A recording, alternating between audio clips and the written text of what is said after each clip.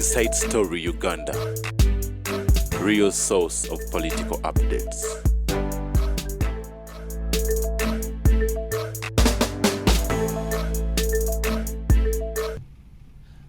Nga taata wamakago alabirira abaana be ne family ye tukome mu bulango nekide mugumutule Luanda yensenjavu Luanda ge makamavu nenga nanyini makago taata wa makago afa ku baana be abana bamusima abana bamusima ku katona akekinaku akasala kafuna ng'omusajja omunaku akaddiza abaana be n'abatwala mu masomero amalungi n'abajjanjaba n'abambaza obulungi ye Rwanda abazadde mulekerawo okufosinga abaana okukola kosa abaana ze bataagala abazadde bofosinga omwana okukola medicine abere doctor beba doctor baleko obuwambe mu mbuto z'abaana mu abantu bagenda okulongoosa kubanga calling yesijeri wakimukaka bukasi calling teri kintu kyekana calling teri muntu akola mulimo nga tagwagala gukola bulungi okitegeera ndowooza n'abayimbi mu Uganda bemulaba eyayingira mu kuyimba lwakubese bufosinze ayimba byasanze okay ba kamilioni abayingira mu kuyimba out of passion era amalobozi gabe mugakola ki mugawulira okay well obadde wali Rwanda wali mukwano gwange bawuyita Moses Kankiriho ali mu America ngambye in the US there are Mexicans who are US citizens yet there is a country called Mexico. I agree with you. I agree with you. Nenda gayo nga waita ndaga mu America sokati wali tribe. There's no tribe in the US. They are all Americans. Ne ola baita Chinese Americans, Black Americans nebirala. There are no tribes in the US. But in Uganda mulimu tribes. They are over actually mu constitution ya Uganda tebazita tribes, bazita ethnic groups. They are over 54. Obazituse mu 60 kakati.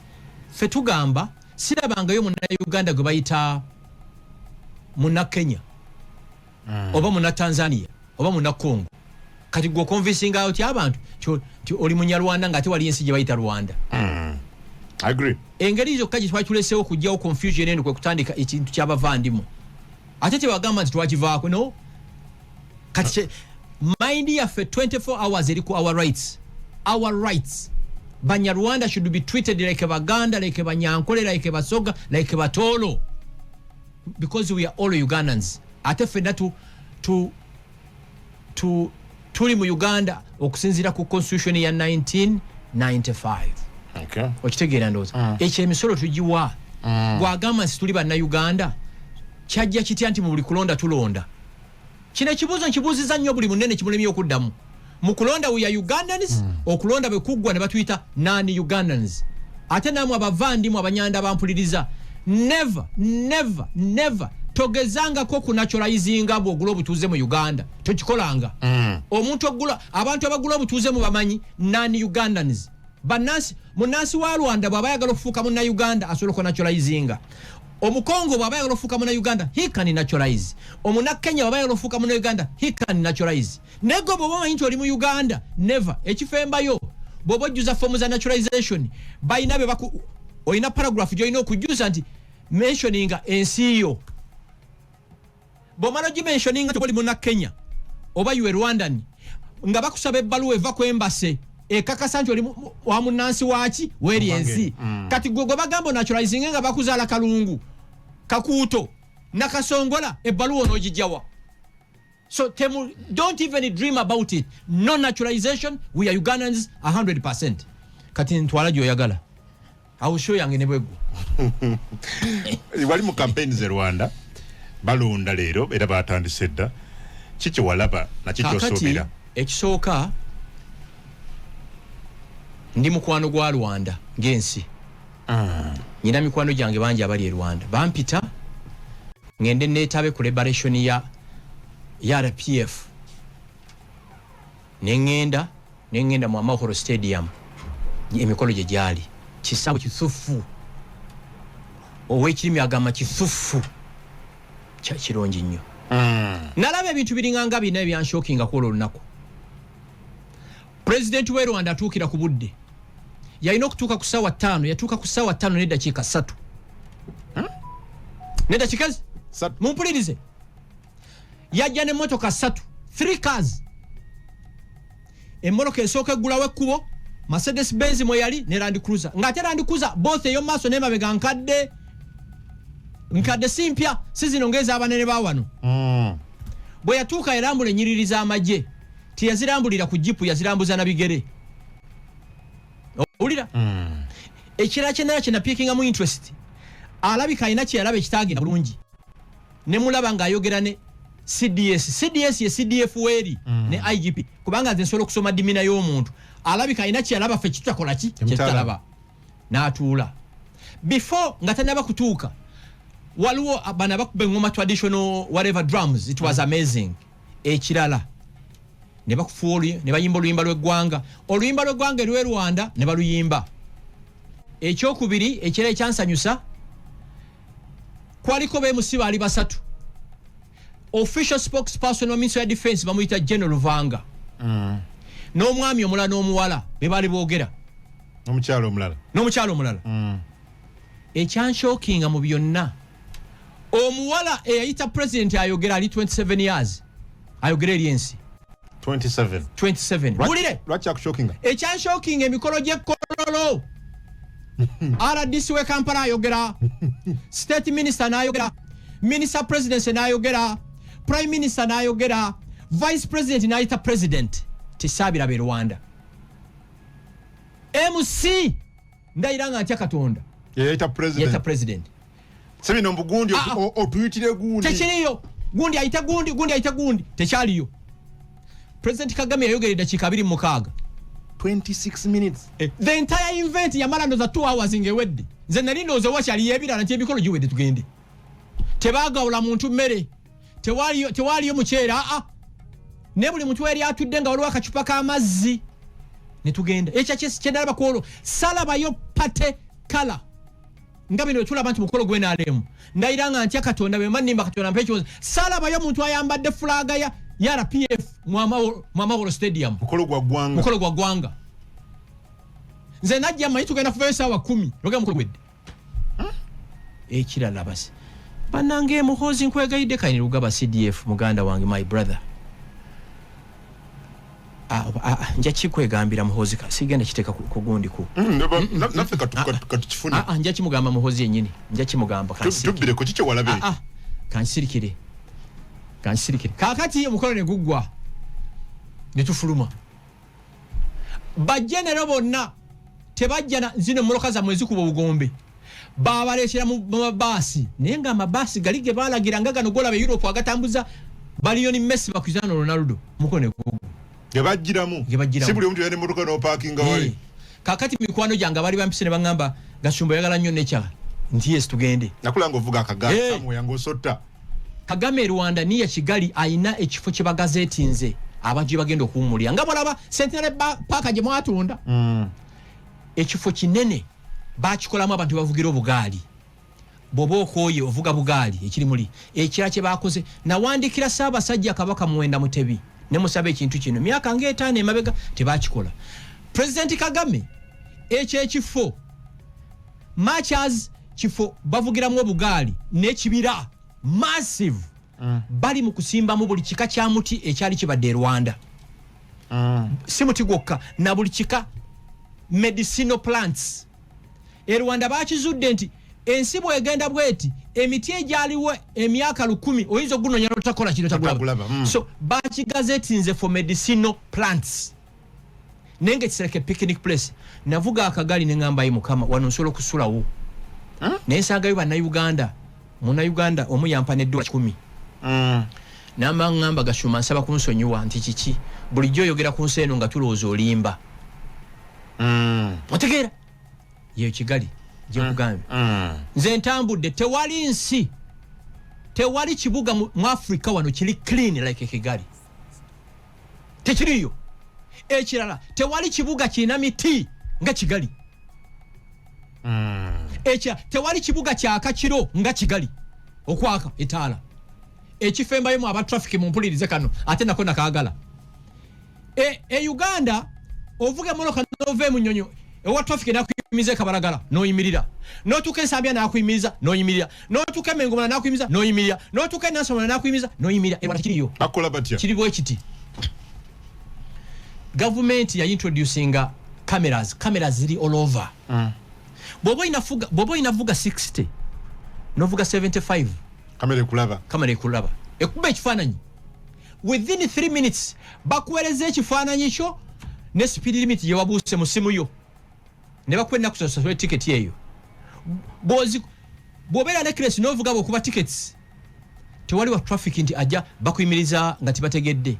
Waliwo emmoloka eziba civilian number plates ezitambula zina microsensors kasite epikinga number plate yakunti oyina tickets zotanaba kuyimiriza zotanaba kusasula ojja okusanga wa traffic massa akuyimirize nga bana ab'emmoloka eno bamunotifyinze nti emmoloka bwetyo ejja ebanjibwa byonga by'abazungu. Kigali ke kabuga kali mu Africa nenga kali menti kubeera Europe. Olaba Kigali ke kabuga kali mu Africa kali menti kubeera Europe. Kubafa abatambudde Europe we know. Kubanga byeyogera ndaba by'abazungu nnyo. Biri wano. Lwenzirayo ngenda genda naawe. Okomewo byeyogerere. Emmotoka za police ez'e Rwanda ziringange emmoloka z'abagole wano okunyirira. Volkswagen zize baalagira saloon.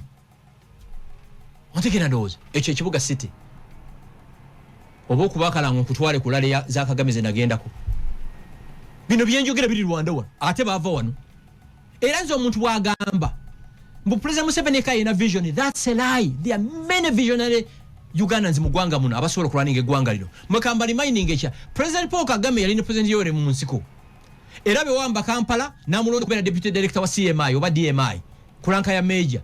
Kagama ava wane Uganda ngali kulanka ya major n'agenda mu America okusoma Kansas whatever military college banene balumba Rwanda balwejema bamuta 2 days into that battle. Kagama akoma we Uganda na taking over olutalo bakugamba mbu tasangangako maje gali worn out moralo olwalwejema oyo ngala PF rejema okufa. Yes.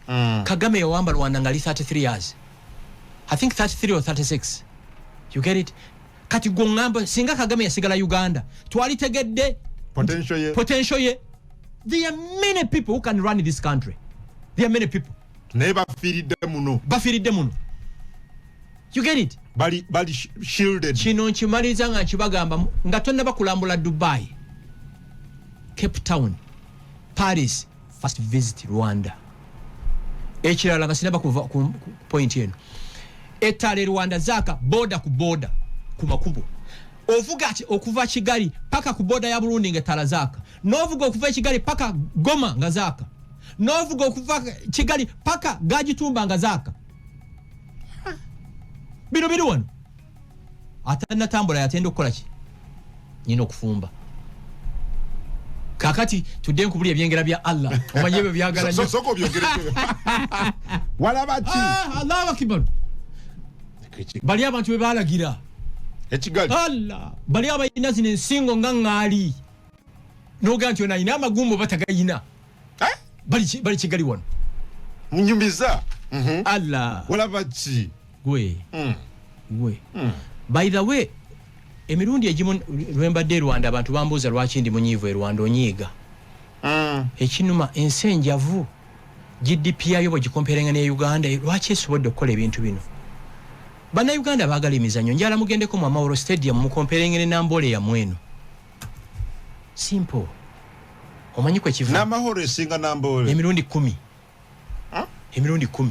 Mtu akamala okola. Atenga n'Amahoro Stadium simpya zonna bali renovatinga ki? Renovating. Egisinga. Nafe twakamaze okurenovatinga. Omanyi lwaki? Eri teri nguzi, teri bubbi. Eno buli kamu kugamba Kagame n'ategeera nti kungu gwe wabbye ssente. Neeyamanyako bamuyoola. Neeyamanyako. Teri ggwanga likulaakulana na ku level ya bubbi ebuli wano. Tekiriyo line eggwanga gagga naye abaana bamekese ssente wano. Ine gwanga gagga line gwanga gagga naye abantu babbye ssente. Tebatugamba nti abantu parliament wetukira okuteeka enjawulo ku budget. Mu budget 20%. 20% ya 67 trillion twagibalanga 60 trillion ba 14. Yes. Ezibobobwa. Line gwanga gagga. O mundaga yetala tugende Kampala road lero ekiro tubale tale zaka. Kampala road wano kulumu. etali zaaka mu kibuga Kampala 38 years of NRM 62 years after independence Kampala alinganga Kisangani olira gambe eggwanga likuze kumwe bannakyalo actually omuntu agamba nti eggwanga likuze he's a villager but boboli global citizen naye aboogera bino bakulembeze bakole ati babalimba mmwe bebi kituufu bakimanyi ekintu kyokka Uganda kyesinga Rwanda kyekisaawe kino kyebali innovatinze ekyentebe ate jjukira Kagame ali mu kugulawo ekisaawe kye bakita Bugesera airport ekipya kijja kuba tekimanyi sina bakirabako n'ekisaawe ky'entebe kyo bakikoze kinyuma kirabika bulungi kapaati kamu sagadde kwogera ako kaki kapaati kaki n'ebimuli bikaze ekirala aba immigration b'entebe ku kisaawe sebo muganda wange Brigadier Johnson namanya nkwegayiridde aba immigration ngo exitinga Uganda bali happy you can recommend them aba immigration when you exiting sikwe kufuluma gwanga bali jole nebo boy komango Allah oyinzo gamba babaje Somalia bakambwe bazibu oba bakabajja obatuuka kubunnabe balingesa kiddamu aba immigration ngo exit kidde mu Luganda ngofuluma Uganda bali so lovely bali customer care abo giteeka ku 55 naye ng'okoma we Uganda oyinza ogamba bano babeirifu be batadde wano kiki kan imagine abantu abayingira eggwanga n'obayisa booti takusekera nako munyivu passport yo kati kankubulire luno nasembi ogenda e Rwanda otegera level of customer care passport zange usually bera covered mu cover ezo owa immigration yabadde very polite nangamba sa nsaba cover eno ngikoleki njijjeko agiscanning ompulira eyo customer care nemugamba it's okay agiscanninga nanzijako engalo zange nengenda nebwe nabadde enkomyewo omukazi yasise passport yange mu kikava kyayo ngedda bwe twakunyulanga ebyoya by'enkuku n'obusungu obuyitirivu zembalabaawo namanya ani omulala gowa jeno gowa naye yali awo Entebbe no nebo pangsala actually by migration officer on the arrival in Entebbe mufune aba customer care aba national water bemwamuleta abayigirize abantu babakwata batya yasise passport yange mu kigundi kalinga amanye enkoko Allah ye mubi engalo mbi engalo zilinganga za magalo passport yagisse bubi mumpi alinganga simu kadi kuze mirundi mingi kiki kye walaba ku campaign za Paul Kagame anga sina bagenda yeyo ensi gye bayita Rwanda esolo teekawo enteekateeka bannansi baayo across the globe ne balonda lwaki bannayuganda abali across the globe bo tebalonda Ugandan diaspora ate bangamba mbu basinga no contributing sente ku economy y'eggwanga wano they contribute some money a lot of money Rwanda bannansi ba Rwanda abaava wano ne badde ewaabwe bakkirizibwa embase zaabwe across the globe ziteekawo embeera bannansi ba Rwanda ne balonda bannayuganda bali mu America abali e Germany abali e Canada abali e London lwaki bo tebakkirizibwa kulonda mu bannayuganda abali ebwere ogugwamu ngo balekedde ffe tuli ku lutalo luli wano wansi kakati bw'oba oli Uganda ng'olowooza President Kagame akaluwa kakwatamu wetaaga kusabira tuyite Pastor Bujingo Pastor Serwadda bakwateko 98% mu kalulu abataka kuteemu kati kankubulire nze naliyo okwagala President Kagame bannansi ya Rwanda ke bamwagala ng'alabiseeko kiringanga abaganda wano nga Ssaabasajja Kabaka alabiseeko yengeri gye baagala General Paul Kagame nyina ekiga kyenedde bagamba Kagame bwe yatuuka mu Amahoro Stadium emmoloka ze bwe zayingira okusaakanya okwaliwo kwalinganga nti Lionel Messi oba akubye goal mu World Cup Finals mu kisaawe bwe manimba Katonda ampe ekibonerezo nkiddamu bwe yayingira mu kisaawe essanyu abantu lye baalaga liringanga nti Cristiano Ronaldo akubye goal Ronaldo wa gwanga ki Portugal yes abansi ba Portugal essanyu ne bakola ki balaga twavuga okuva e Kigali paka Bugesera It's around 60 miles from Kigali. Ulira? Nga batimbye pate bazita batya? Pate colors. Walecha bachita. Okay, pate colors. Souvenir, ebintu ebyenjawulo. Okuva Kigali paka Bugesera. Kukubo, you want tell me abona ba Dr. Inge? Lale yo jenali ko choni nywele kabantu 15. Mbulirayo omuntu wano. Clips nzina. Nayo nenkyagala ate kyakye nayiga. Kagame bwabera Bugesera. RPF party eye Bugesera yetegeka. Era bakiddamu Bugesera. Tewali wano mu secretary general yavudde Kampala. Simanya NRM vice chairperson. No. Tibas za sombye.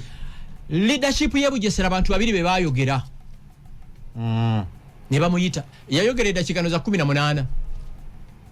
Abana batandika okuzina amazina. You get it? So Kagame tebakulima nti akwata mu kalulu. Takakwatamu abantu bamulonda. Ekkubo lye twayitako ekiro amakubo ge Rwanda nga comparinga nga amakubo ge Bunyole eno gye bagenda sima amafuta genda ba makubo bwe gatyo. Okay. Ompulando. Apulonji bwago. Kati ekifo ekyo Bugesera Habyarimana ne group ye n'abakulembeze abalala baaliwo ba Kayibanda gye bali basindika abatuusi. Wabangayo nnyo ebivu nti bwe basindikeyo bafiireyo era bangi bafiirayo.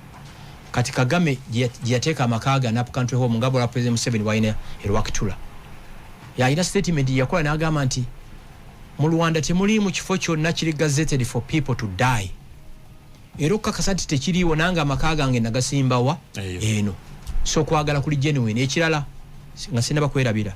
Kina witness in the which gye namaze Rwanda. Whether private or public or government, abana baraninga institutions in Rwanda bali below the age of 35. Yes. Bavubuka bato. Abo wala bato. Waliwo office gye nagenda mu bagita RDB ye Rwanda Development Board. Kye kitongole coordinating investments in Rwanda. Waliwo omuntu gwe nalina okumeetinga nangamba let's meet at 9 p.m. Nemubuuza where in office. Nemubuuza 9 p.m. office wo. Mu office nti nangamba mugana Gashumba. Wane Rwanda tosobola kufuluma office ngo ina assignment nga togimazi. No prolonging the following day. 9 p.m. ali mu office. Olira.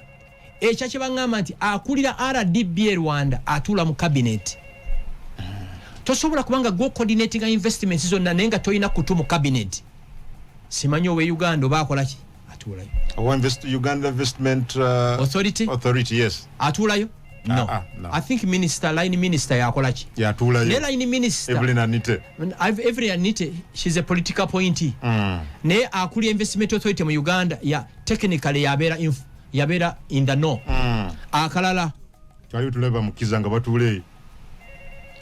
Waliwo mukyala gwe sijja kwogera mukyala mwana muto muwala muto w'amaanyi nnyo Rwanda nga tukyalewo ekiro sawa nga 2 yali yakazaala ngamba guys give me just 15 minutes nebasa omwana kati yambala okwebasa omwana nangamba Mr. Gashumba I beg you can you give me another 20 minutes nina report gye nyina okufilinga I must file it before midnight if I don't file it I'm fired. Aina ka Mac laptop ke ku dining nagira olwaji maiza ne tukuba olwali paka musambu kwa kiro. Only the sense of deadline, sense of service delivery. You are given an assignment. Lwachi oji prolonging every day. No jongerayo. Chinese ku ngudo ze Kampala zitagwa. By the way mwabatuuliriza kamba bulire gana amawulire. Ekkubo lye bakola erigende munyonyo ku Naamu lyazeemu ebituli. Wanje? Ekkubo lye bakola erigende munyonyo ku Naamu summit ebadde wano. Lirimu ennyanfa. Naamu ebadde wano ndoza myezi 2. No yali wano mu January. We are talking about 6 months. Lirimu ennyanfa. Nze kuba erikuli empita every day. 6 months down the road. Yes, yabomo said. Lirimu ebituli, lirimu ennyanfa. Kati bwe tubyogerako Gashumba talina mwoyo gwa ggwanga. Kati beetaaga ne bayoola okuva ku I don't know. ono Rwanda ekirala buli kuba erikolwa everyday contractor alina okusubmitinga concrete eyo gwakozesezza balina an official government laboratory ekakasa nti ekika kya chorus kyewasayininga mu contract kyekikoze kubo everyday wano sibwe kiri ate gali bomose tegeza nolakola bintu biri substandard impoza akalala akansanyusa sebo omanyi nti first lady we Rwanda yeyajjanga avuga baawe kisoboka ekyo yeyajjanga amuvuga Jeanette nga yavuga baawe yeyajjanga amuvuga kulaleemu ekitegeera wow so byebyo bino byenjogera bigambo mbijje mu bayibuli y'e Rwanda ono Uganda fe tubiraba tutya tubirengerere simanyi bwe manjala nnyo ku Rwanda sala comparinga ku Uganda abantu kibabitegeera I tend if I'm nefe bali badde bayigirako abe Rwanda because twali bakulu okubasinga tulinga ababazaala fe tukyasinze mu paperwork abali batusinga kimu ku implementinga an enforcement ekkubo lyemu nnyonyo lwaki lirimu ennyanfa myezi 6 down the road nali ennaku ezo ngenda Kiboga oba oyo gwe bamugamba kuzimba hampusi oba eryo ligwa Yesu lwalidda ekkubo ly'Ekibogo babaali waani osanga buwiribalo 6 n'obutiyo 3 ne katrakita kamu ery'Ekiboga ndoza lijja kugwa mu 2060 naliyita kawo nange mpeyanga nkoye n'ovuga n'owulira ng'ofa n'ovuga hampu kinono n'osanga buwiribalo 3 n'osanga n'osala ekkubo n'oddeeno gye bagize n'oddeeno naye nga terigwa. That's about 5 months ago. Nine gwanga muliwe muke mulimuwe line gwanga nelifuna president no nonsense. President Museveni awadde bana Uganda unlimited liberties. When you give people unlimited liberties, you pay a price for them. Okay. Nkugambye buli kuba erikola Rwanda material akolere gwe bakozesa alina okutwalibwa mu government laboratory akonfaminga every single day. Bidi Rwanda one. By the way Rwanda base kutwala emitwalo 8 tuwetaga kulinya nnyonyi mitwalo 8 era nze singamba denyi na sente abakulembeze abamu nali batadde ku basi ne walo group y'abana boda boda abansabye bagala genda kulambula kati nja